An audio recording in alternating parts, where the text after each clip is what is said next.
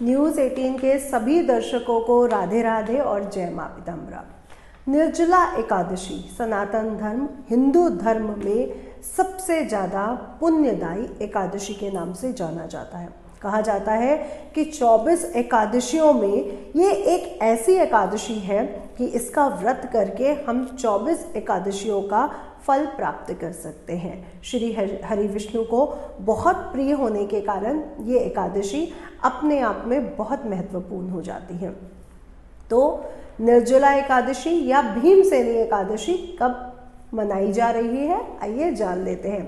तो कब है निर्जला एकादशी? 6 जून 2025 को अर्धरात्रि 2:15 से शुरू होकर, इसलिए 6 जून को ही हम एकादशी का व्रत रखेंगे और 7 जून ब्रह्म मुहूर्त के समय 4:47 पर ये तिथि एकादशी तिथि समाप्त हो रही है। तो 6 जून को लग रही है रात को 2:15 से और 7 जून 4:57 तक रहने वाली है। तो हम एकादशी का व्रत 6 जून दिन शुक्रवार के दिन इस व्रत को रखने वाले हैं। अब हम ये जान लेते हैं कि इसकी पूजन विधि क्या है। जैसे कि हम जानते हैं कि एकादशी श्री हरि विष्णु को बहुत प्रिय है। तो इस दिन सुबह ब्रह्म मुहूर्त में उठिए, पीले वस्त्र पहनकर शुद्धिकरण के साथ, पवित्रता के साथ एक चौकी, लकड़ी की चौकी पर पीला वस्त्र बिछाइए। उसके उपरांत श्री हरि विष्णु जी की एक मूर्ति या उनका एक पिक्चर लेकर के उसके सामने उनका पहले अभिषेक करिए। आप गंगा जल से अभिषेक करिए, आप पंचामृत से अभिषेक करिए। इसके उपरांत उस पर तुलसी दल ज़रूर चढ़ाएं, तुलसी की माला ज़रूर चढ़ाएं, पीले फूलों की माला चढ़ाएं।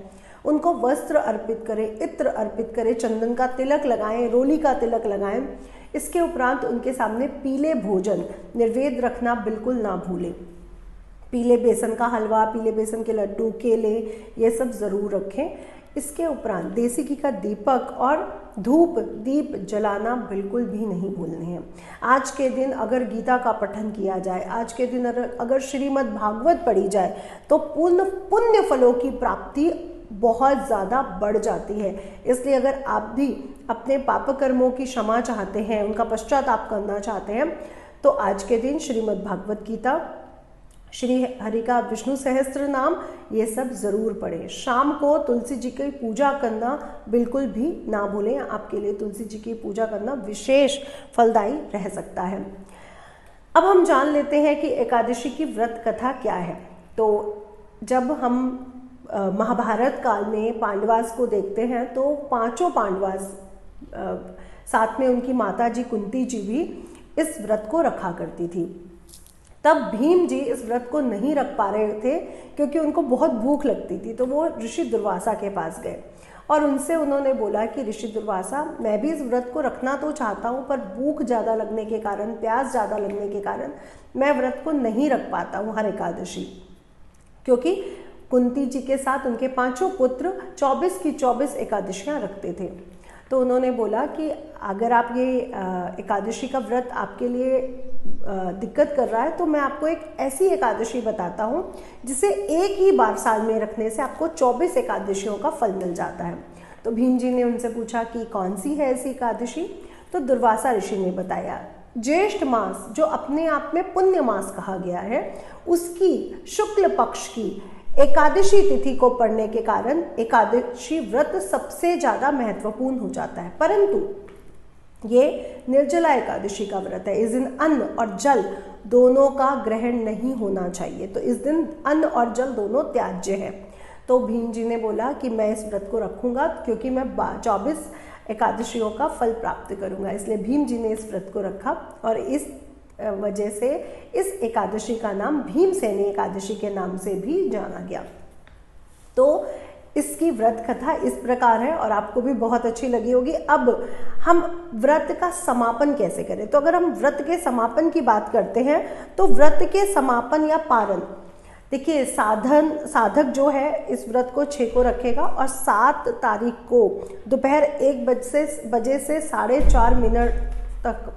4:30 बजे तक दोपहर के समय इस तिथि का पारण या समापन करेगा। तो आप व्रत रखने के बाद श्री हरि विष्णु के सहस्त्र नाम के जाप के बाद किसी ब्राह्मण या पंडित के द्वारा इसका पारण या समापन करेंगे। और साथ ही साथ आज के दिन दान करना बिल्कुल भी नहीं भूलेंगे। तो आज के दिन क्या दान करना चाहिए, क्या विशेष है? आज के दिन आपको पीली वस्तुएं, पीले वस्त्र, स्वर्ण, चने की दाल, मटका जल से भरा हुआ स्पेशली ज़रूर दान करना चाहिए। वस्त्र है, जूते हैं, चप्पल हैं, बारिश के लिए छतरी है, ऐसी चीज़ें दान करें। अगर हो सके तो किसी को शिक्षा या अध्ययन के लिए भी किताबें या उसके स्कूल की फीस का दान भी आप लोग कर सकते हैं। अब इस व्रत का महत्व क्या है, तो हम जान लेते हैं कि हर एकादशी हमारे पुण्य कर्मों को बढ़ाती है और पाप कर्मों को खत्म करती है। लेकिन जो निर्जला एकादशी है वो इसलिए ज़्यादा महत्वपूर्ण है क्योंकि वो साधक को दीर्घायु प्रदान करती है, सुख समृद्धि प्रदान करती है और हमारे जीवन में जो हमारे से जाने अनजाने में जो गलतियाँ हो जाती है उसकी क्षमा याचना भी हमारी स्वीकार होती है। इसलिए इसका महत्व और एकादशियों से सबसे ज़्यादा अधिक बढ़ जाता है।